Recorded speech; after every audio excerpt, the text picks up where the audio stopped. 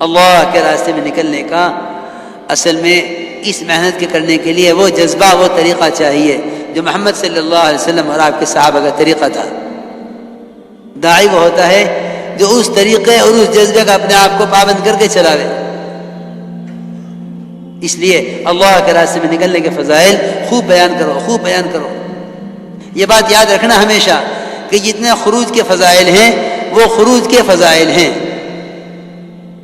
اصل میں جتنے بھی خروج کے فضائل تھے امت نے انہیں قتال کے فضائل سمجھ کر چھوڑ دیا ہے۔ یہ بہت بڑی بیوقوفی کی ہے۔ امت کے اندر جو ٹھہراؤ آیا ہے، جو جمود آیا ہے، اللہ کے راستے پھرنے کا جو جذبہ ختم ہوا ہے، وہ صرف اس لیے کہ یوں سمجھتے ہیں کہ یہ ساری آیتیں روایتیں قتال کے لیے ہیں، حالانکہ قتال انتہائی جہاد ہے۔ اللہ کے راستے میں نکلنا تو بذات خود مطلوب ہے، اللہ کے راستے میں نکلنا تو بذات خود مطلوب ہے۔ یہ تو ایک عارض ہے جو کبھی پیش آیا کبھی پیش نہ آیا۔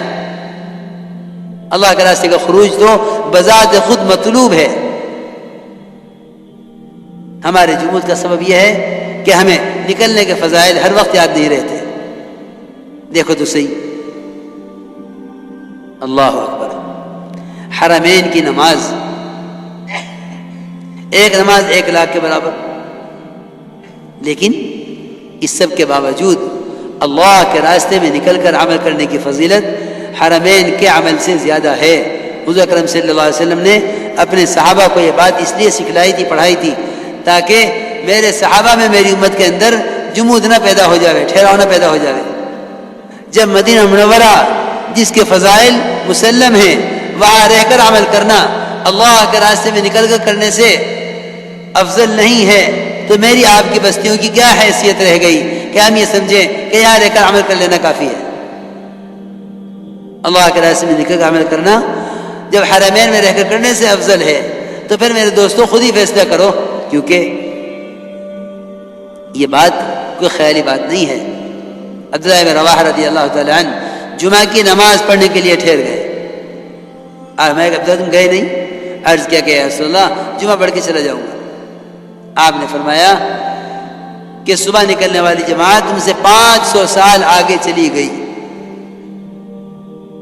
اگر خیال یہ ہے کہ بھئی خیر کے کام تو اور بھی ہیں، یہی تو نہیں ہے، تو میرے دوستو عزیزو، آپ نے یہ خیال بھی صاف کر دیا کہ اگر ساری دنیا کا مال تم خیر کی راہ میں خرچ کر دو تو صبح نکلنے والی جماعت کی فضیلت کو حاصل نہیں کر سکتے۔ یہ بھی آپ نے خیال صاف کر دیا کہ اگر ساری دنیا کا مال خیر کی راہ میں خرچ کر دو تو صبح جانے والی جماعت کی فضیلت حاصل نہیں کر سکتے۔ یہ بات صحابہ میں اس طرح چلی کہ حضرت عمر رضی اللہ عنہ کے زمانے میں یہ مسئلہ پیش آیا، اور پیش آیا تو معاذ کے ساتھ۔ حضرت معاذ رضی اللہ تعالی عنہ جو سارے صحابہ میں سب سے بڑے مفتی، وہ ٹھہر گئے جمعہ کی نماز پڑھنے کے لیے اور جماعت روانہ ہو گئی۔ حضرت عمر نے پوچھا معاذ تم گئے نہیں؟ عرض کیا کہ جمعہ پڑھ کے چلا جاؤں گا۔ آپ نے فرمایا، حضرت عمر نے فرمایا کہ معاذ کیا تم بھول گئے اللہ کے نبی نے کیا فرمایا تھا عبداللہ بن رواحہ سے؟ اس لیے میرے دوستو عزیزوں، یہ بات صحابہ سے صحابہ میں منتقل ہوتی ہوئی آ رہی تھی، لیکن افسوس کی بات یہ ہے کہ اس زمانے میں امت کے درمیان سے اللہ کے راستے کے خروج کے فضائل ختم ہو گئے، اور خروج کے فضائل کو ایسی چیز پر محمول کر دیا جو کبھی پائے جائے کبھی پائی نہ جاوے، جو ہر حال میں موجود نہیں ہے، اس پر عارض پر مستقل کے فضائل کو محمول کر دیا، عارض پر محمول کر دیا ہے مستقل کے فضائل کو، حالانکہ نکلنے کے مستقل فضائل ہیں۔ اس لیے میرے دوست عزیزوں، خوب فضائل ایسا نقد نکلنے کا مزاج بنایا کہ رات کی جماعت بن گئی۔ صحابہ نے عرض کیا کہ یا رسول اللہ ابھی جامیں صبح کو چلے جامیں؟ آپ نے فرمایا کیا تم جنت کے باغوں میں رات گزارنا نہیں چاہتے؟ میاں جی محراب صاحب ہمیں سنانے لگے رحمۃ اللہ علیہ کہ جماعت بن کے بیٹھی ہوئی تھی، حضرت تشریف لائے اندر سے کہ تم گئے نہیں؟ حضرت نے فرمایا، ساتھی نے کہا حضرت تو رات ہو گئی صبح نکل جائیں گے۔ حضرت نے فرمایا کیوں جنت کے باغوں میں رات نہیں گزارنا چاہتے؟ پھر صحابہ کی بات نقل کر کے فرمایا کہ جو اللہ کے راستے میں ہے وہ جنت کے باغوں میں ہے، جو اللہ کے راستے میں ہے وہ جنت کے باغوں میں ہے۔ ہمیں اس کا اتنا استحضار دھیان رکھنا پڑے گا۔ یہ تو بھائی دوستو کیا بتاؤں، یہ جو کہتا ہے نا جی 3 دن نہیں لگ رہے، چلا نہیں لگ رہا، سب اس لیے ہے کہ ابھی تک ہمارا جذبہ صحابہ والا جذبہ نہیں ہے۔ ورنہ دوستو عزیزو، اللہ کے راستے میں نکلنے میں، اللہ کے راستے کے خروج میں کمی کا آنا، جب تک امت اس کو جرم نہیں سمجھے گی اس وقت تک نقل و حرکت کا حق ادا نہیں ہوگا۔ آپ کیوں نہیں یاد کرتے کعب بن مالک کے واقعے کو؟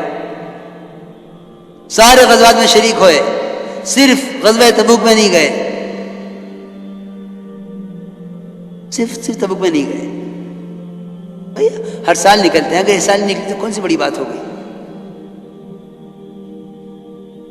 ہمارے دل کا اندر کا یہ وجدان ہونا چاہیے، اللہ کے راستے کے نقل میں کمی آنا اللہ کے تعلق میں کمی پیدا کرے گا۔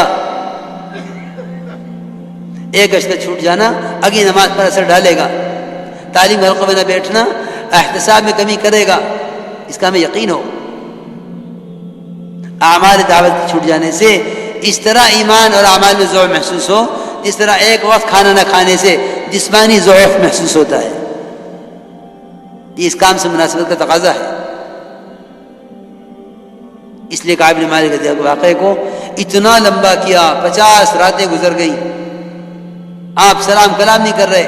حضرت فرماتے تھے اس واقعے کا مقصد قیامت تک امت کو اللہ کے راستے کی نقل و حرکت کی اہمیت بتانا تھا کہ اللہ کے راستے خروج کی کیا اہمیت ہے۔ اس لیے میرے دوستو عزیزو، جتنے بھی فضائل ہیں وہ نفس خروج کے فضائل ہیں کہ اللہ کے راستے کی نقل اور پھر اس پر فضائل خوب بیان کرو کہ کیونکہ پیدل جماعت سے بڑھ کر تو اللہ کے غصے کو ٹھنڈا کرنے والا کوئی عمل نہیں ہے۔ 2 عمل ہیں حدیثوں میں جو ملتے ہیں اللہ کے غصے کو ٹھنڈا کرنے والے، ایک پیدل جماعتوں کی نقل و حرکت اور ایک مساجد کا اعمال سے آباد رکھنا۔ کہ حدیث میں آتا ہے کہ جو عذاب اللہ کے یہاں سے آنا مقدر ہو چکا ہوتا ہے وہ مسجد کے آباد کرنے والے کی وجہ سے ٹال دیا جاتا ہے، اور اللہ کے راستے کا پیدل چلنا جہنم کی آگ کو حرام کر دیتا ہے، جو اللہ کے غصے کا سب سے بڑا موقع ہے۔ تو جو اللہ کے غصے کے مظاہر دنیا میں ہیں فسادات اور حالات کی شکل میں، کیا پیدل نقل و حرکت سے اللہ کا غصہ ٹھنڈا نہیں ہوگا؟ خوب فضائل بیان کیا کرو کہ اللہ کے راستے پیدل چلنے پر جو غبار اڑے گا، اتنا مشک ہر چلنے والے کو قیامت میں دیا جائے گا، اور اللہ کے راستے میں پیدل چلنے میں غبار اور جہنم کا دھواں ایک پیٹ میں جمع نہیں ہو سکتے۔ یہ فضائل خوب بیان کرو، خوب بیان کرو۔ یہ تو اصل میں جب تک ہمارے اپنے اندر میں تقاضا نکلنے کا نہیں ہوگا نا، باہر کی تشکیلیں کسی کو نہیں نکال سکتی، اور اگر کسی کے نکالنے سے نکل گئے تو کیا نکلنے کا مزہ ہے؟ اگر کسی کے نکالنے سے نکلے تو نکلنے کا کیا مزہ؟ جب تک خود ذاتی طور پر کام کو کام سمجھ کر اپنے آپ کو اللہ کے یہاں قبول نہ کرواوے۔ حضرت فرماتے تھے جو اپنے دنیاوی تقاضوں کو سامنے رکھ کر اس راستے میں نکلنے کا نظم بنائیں گے، ان کی ذاتی زندگیوں میں تو چاہے دین آ جائے، لیکن ایسے لوگوں سے دنیا میں کوئی دینی انقلاب نہیں آ سکتا۔ اس لیے صحابہ کرام والا جذبہ اور صحابہ کرام والا طریقہ درکار ہے، مقامی کام میں بھی، اللہ کے راستے میں نکل کر بھی۔ فرمائے بھائی انشاءاللہ اس کے لیے سب تیار ہیں نا؟